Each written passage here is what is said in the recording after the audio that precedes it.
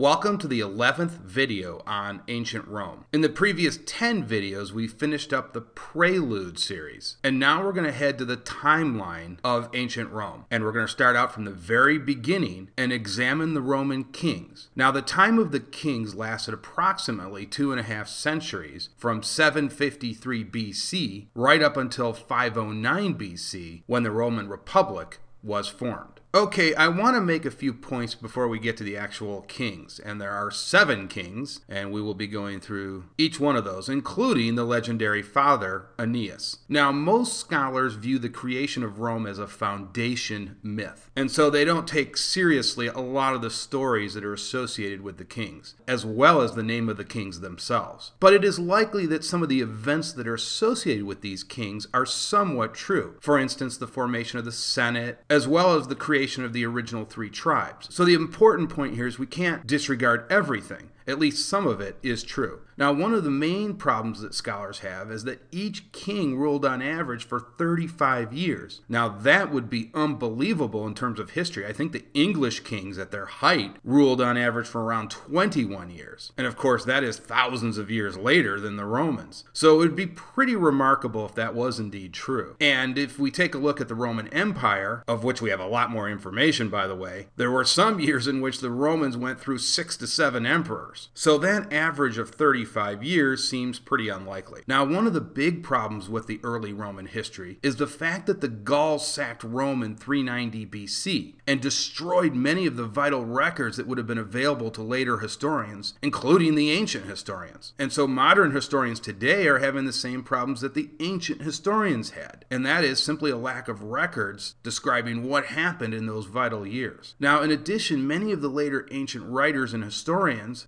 such as Livy, Plutarch, and even Cicero are writing about these events 6 to 7 centuries after the time of the kings. So it's simply a long time ago. And one of the things that's very similar across all of the civilizations is that the farther you go back, the less certain things are. And so again, we're dealing with a long, long time ago. Now, it is likely that they were all Etruscan kings. Now, the Etruscans were a civilization to the north of Rome, and they probably founded Rome. And you can see there on that map to the right, the Etruscan territory is in dark green, and that lighter green is territory that they were moving into. And so as you can see, the Etruscans are moving south. So they had an enormous influence on Rome. And as I said, they probably founded Rome, and it's very likely that this was an Etruscan monarchy. And in fact, the last 3 Roman kings are identified as Etruscans by the ancient Roman historians. Now, the Latin term for king was rex. Okay, and so now let's take a look at each Roman king. But before we get to the Roman kings, we have to talk about Aeneas, who is the legendary father of Rome. Now, Aeneas was a prince in the city of Troy, and so he is a character from Greek mythology, whose role is expanded upon in Roman mythology. Now, notice how the Romans are tying themselves to Greek mythology in terms of their founding. And as we know, the Romans loved everything Greek, and so it makes sense that some of the ancient Roman myths are tied to the Greek myths. Now, according to the legendary story, Aeneas is ordered by the gods to flee Troy as the Greeks are burning the city to the ground. And so there's this epic flight from Troy by Aeneas. And so he sails around the Mediterranean and eventually ends up at Carthage. And he meets up with Dido, who is the legendary founder of Carthage. And he tells Dido his somber story of the fall of Troy and many of his adventures afterwards. And eventually the two fall in love. At some point, Dido asks Aeneas to stay in Carthage and rule the city along with her. But Aeneas has bigger and better things to do than rule a city. He's got to go settle his own land. And of course, this is justified because the gods order it, and you don't want to ever defy the gods, right? And so he sets sail for Italy and eventually settles Latium, which is of course where Rome was eventually founded. And Dido is furious at Aeneas. And what's that cliche, hell hath no fury like a woman's scorn? Well, she issues a curse against Aeneas,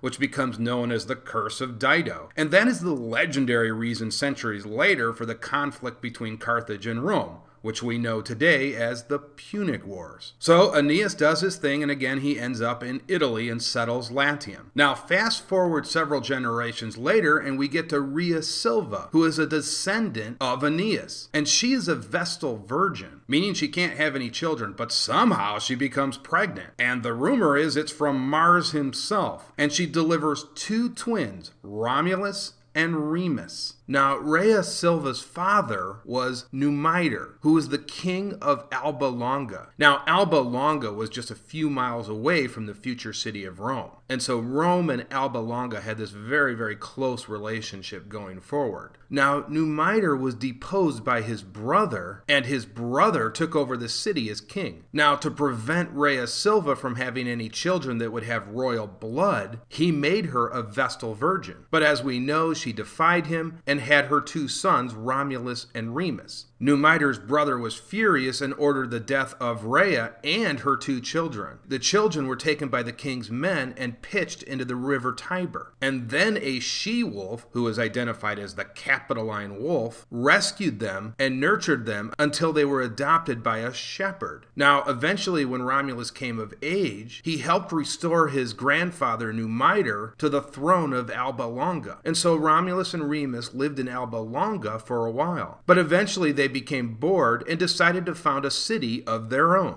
And so they traveled 10 miles north to build their own city. Now, when the 2 brothers arrived at this new area, they both built fortified villages on their own hills. Remus started building on Aventine Hill, and Romulus picked Palatine Hill. Now, archaeologists have discovered that Palatine Hill was one of the earliest Roman settlements, so there is at least some truth to the ancient story. Now, obviously, Romulus is likely fictional, but Palatine was, in fact, one of the earliest Roman settlements. Now, back to the legendary story, eventually the 2 brothers began to argue about who should be king of this new city. And Romulus took matters into his own hand and killed Remus. And so you can see there's this violent theme that involves the formation of Rome. In any event, Romulus becomes king and names the city Roma, which was named after himself. Now, Romulus does a couple things early on. He forms the first Senate, and he also divides Rome into those 3 founding tribes that we talked about a few videos ago. And as I said before, Romulus is associated with some pretty violent acts. And one of these violent acts is the abduction of the Sabine women. And what happens here is Romulus and his band of thugs apparently didn't have enough women in Rome. And so they propose an alliance with the Sabines, hoping that the Romans would be allowed to marry some of the Sabine women. Well, the Sabines refuse the Romans. And so Romulus decides to resort to treachery. And what he does is he invites the Sabines to attend a feast on the Palatine Hill. And this is actually a festival to honor the god Neptune. Now, during that feast, the Romans only drank wine that had been diluted with water, but they gave the Sabines undiluted wine. And so essentially the Romans are working throughout the night to get the Sabines drunk. And at the same time, the Romans are feigning drunkenness. And then at the opportune moment, the Romans seized all the unmarried Sabine women. And they took the Sabine men and tossed them outside the city gates. And then the Romans quickly married the Sabine women. Well, the Sabines decided to lay siege to Rome. And then this amazing event happens where the Sabine women come out and ask the Roman men and Sabine men to work things out. Because now these Romans were their husbands, and they didn't want their fathers who were trying to rescue them back to get killed as well. And so there is this reconciliation, and a Sabine king named Tatius is allowed to rule jointly over Rome with Romulus. Well, Tatius is assassinated 5 years later, and then Romulus becomes the sole king once again. Now, Romulus eventually dies in 717 BC. That's the traditional date that's given. And he apparently disappears in a storm, or a thunderstorm. And the implication is that he is taken to heaven by the gods. So he simply just disappears. Now there's another version that has him simply killed by the Senate. Either way, it paves the way for a new king. And we will get to him in the next video. So this is part 1 on the Roman kings. In the next video, in part 2, we will look at the 2nd, 3rd, and 4th kings of Rome. See you guys then.